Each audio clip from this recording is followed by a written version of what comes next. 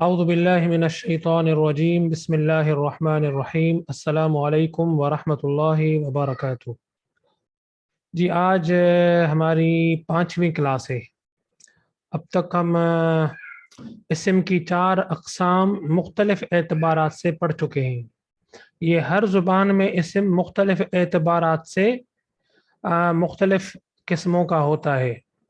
تو اب تک ہم نے اسم کو عدد کے اعتبار سے یعنی واحد، تثنیہ، جمع، اور دوسرا جنس کے اعتبار سے مذکر اور مؤنث، اور تیسرا اشارے کے اعتبار سے یعنی اسم اشارہ قریب اور بعید، اور چوتھی قسم ہم نے پڑھی تھی اسم موصول یعنی ایک جملے کے حصے کو جملے کے دوسرے حصے کے ساتھ کنیکٹ کرنے کے جو الفاظ ہوتے ہیں وہ ہم نے پڑھے تھے اسم موصول۔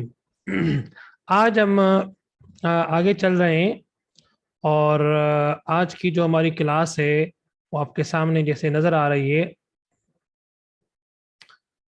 وہ ہے یعنی 5ویں قسم ہے، اور یہ 5ویں قسم جو ہے یہ آپ کہہ سکتے ہیں یونٹ 5 ہے، اور اس کا عنوان ضمیر، پروناؤن۔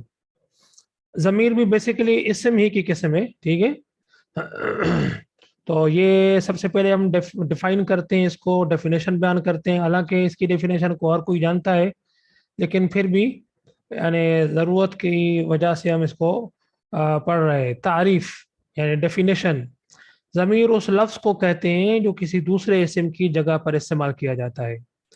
ہماری زبان کی خوبصورتی یہ ہے کہ بسا اوقات آپ نے دیکھا ہوگا کہ بار بار اگر آپ استعمال کریں گے، بار بار استعمال کریں گے تو زبان خشک ہو جاتی ہے، زبان کی فصاحت و بلاغت اور زبان کا حسن متاثر ہوتا ہے۔ جیسے مثال کے طور پر بار بار آپ یہ کہیں کہ ڈاکٹر مختار، یا میں آپ میں سے کسی کا نام لوں، مثال کے طور بار بار جب بھی آپ کا تذکرہ کروں، آپ کا نام لے کر کروں، تو آپ اکتا جائیں گے، یہ کانوں کے اوپر بھی گراں گزرتا ہے۔ تو انسانوں نے کیا کیا، زبان میں کچھ ایسے الفاظ ایجاد کیے جن کی وجہ سے یہ جو اکتاہٹ ختم ہو گئی اور زبان میں خوبصورتی آ گئی۔ تو یہ اس کا اصل بیک گراؤنڈ یہ ہے، اصل فنکشن یہ ہے۔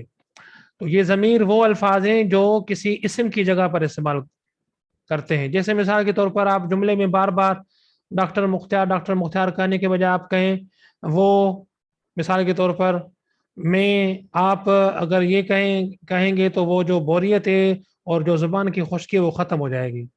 تو اس کو ضمیر کہتے ہیں۔ اس کا استعمال کرنا ہر زبان میں ناگزیر ہوتا ہے۔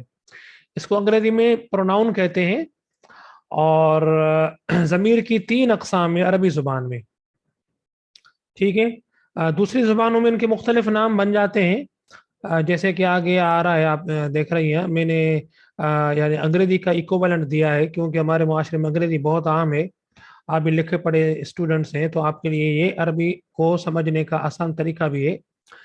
پہلی قسم ضمیر کی فاعلی ضمیر، دوسری مفعولی ضمیر، تیسری اضافتی ضمیر۔ انگریزی میں ان کو subjective case, objective case, possessive case کہا جاتا ہے۔ اگر آپ کی انگریزی اچھی ہے تو آپ کو یہ معلوم ہوگا۔ سب سے پہلے ہم دیکھتے ہیں فاعلی ضمیر کو کہ فاعلی ضمیر کسے کہتے ہیں۔ خود لفظوں میں اس کی ڈیفینیشن موجود ہے۔ فاعلی ضمیر یعنی وہ ضمیر جو فاعلی معنی کے لیے استعمال ہوتی ہو یا جو فاعل کے معنی دیتی ہو، اس کو فاعلی ضمیر کہا جاتا ہے۔ تو ڈیفینیشن کو بیان کرنے کے لیے دور جانے کی ضرورت نہیں ہے، اس کے لفظوں کے اوپر غور کریں، اس کو کھولیں تو ڈیفینیشن نکل آئے گی۔ یہ جو فاعلی ضمیریں ہیں نا، یہ کل 14 ہیں، 14، ٹھیک ہے۔ ان کو پہچاننے کی بھی نشانی نوٹ کر لیں۔ پہچاننے کی علامت یہ ہے کہ وہ جملے کے شروع میں استعمال کی جاتی ہے۔ یہ فاعلی ضمیر ہمیشہ شروع میں آئیں گی اور بالکل الگ سے آئیں گی، یعنی وہ فعل سے ملی ہوئی نہیں ہوں گی، فعل سے یا اسم سے ملی ہوئی نہیں ہوں گی، بالکل الگ سے ہوں گی۔ یہ ان کی نشانی ہے پہچاننے کی۔ یہ 14 ہوتی ہیں۔ 14 کیوں ہوتی ہیں؟ کیونکہ ہم نے یہ پڑھا ہے عربی زبان میں جو الفاظ ہوتے ہیں وہ مذکر کے ہوتے ہیں، مؤنث کے ہوتے ہیں، مذکر کے، مؤنث کے، اور پھر غائب، حاضر اور متکلم کے ہوتے ہیں، ٹھیک ہے۔ تو 3 مذکر غائب کے ہیں، 3 مؤنث غائب کے، یہ غائب کے 6 ہو گئے. غائب کو انگریزی میں کہتے ہیں تھرڈ پرسن. پھر حاضر کے 6 ہیں، 3 مذکر کے، 3 مؤنث کے. 3 کیسے ہیں؟ واحد، تثنیہ اور جمع. باقی زبانوں میں سنگولر پلورل ہے، واحد اور جمع ہے بس. لیکن عربی زبان میں یہ لیندی پن ہے، لیندینس ہے، واحد، تثنیہ اور جمع. تو حاضر کے لیے، حاضر کو انگریزی میں بولتے ہیں سیکنڈ پرسن، جس کو انگریزی میں بولتے ہیں یو. غائب کو بولتے ہیں ہی، شی، ٹھیک ہے، دے. اور متکلم کے 2 ہیں. متکلم کے کتنے ہیں؟ 2 ہیں. یعنی متکلم کہتے ہیں فرسٹ پرسن کو، ٹھیک ہے، یعنی آئے، وہی. تو یہ کل 14 ہو گئے، کل 14 ہو گئے. اب یہ میں پڑھ کر سنا رہا ہوں آپ کے سامنے. غائب کے بھی 6 اور حاضر کے بھی 6 اور متکلم کے 2. ہوا، ہما، ہم، یہ تینوں مذکر غائب کے ہیں. ہوا وہ ایک، ہی، ہما وہ 2، دے، ہم وہ سب. ہوا، ہما، ہم. غور کریں ذرا.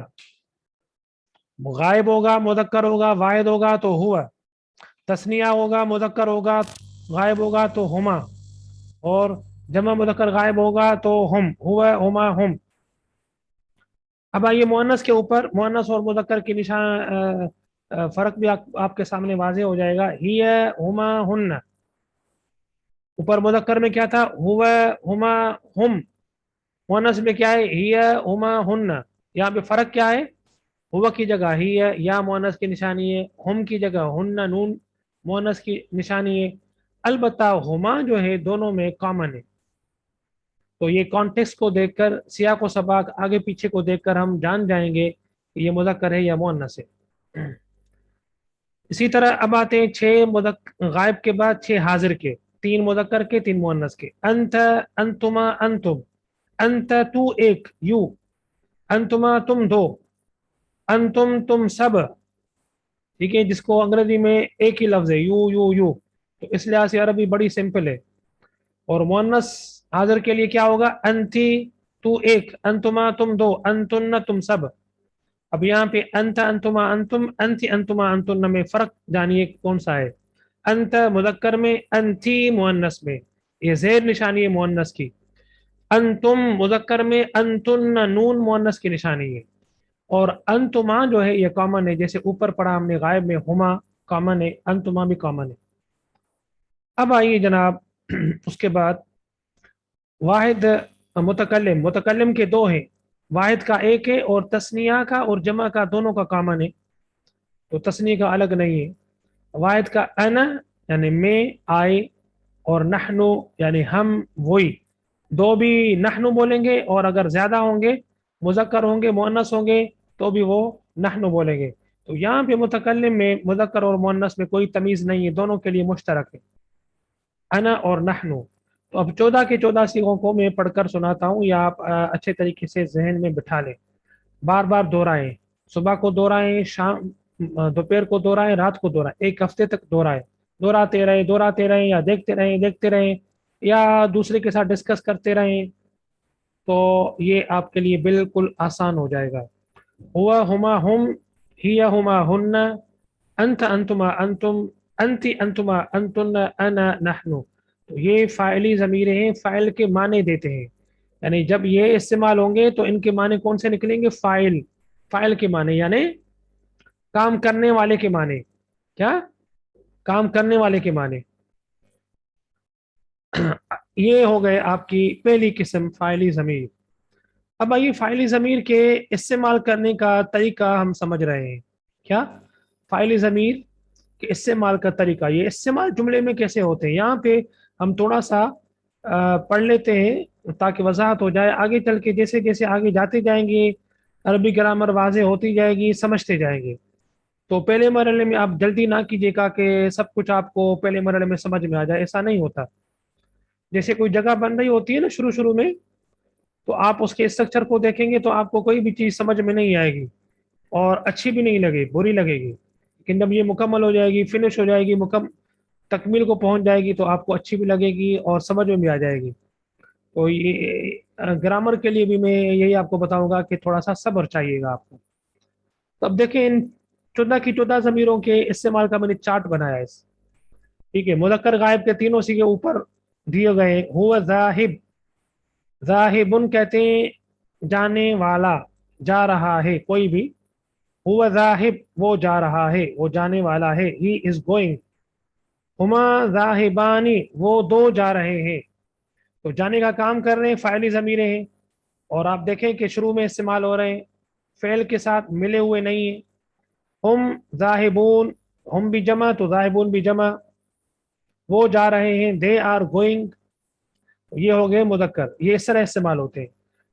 मुअन्नस गायब के किस तरह इस्तेमाल होते हैं? हिया जाहिबतुन, ये गलती हो गई है, जाहिबुन नहीं जाहिबतुन, गलती हो गई है।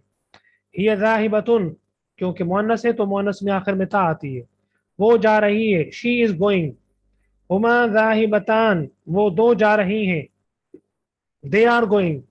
हुन्न जाहिबात वो सब जा रही हैं, ये लिखा जाएगा जाहिबातुन और बोला जाएगा हुन्न जाहिबात।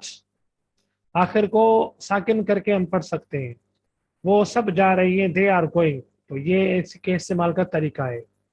अब आइए देखिए इसको, हाजिर को, मुदक्कर हाजिर को। अन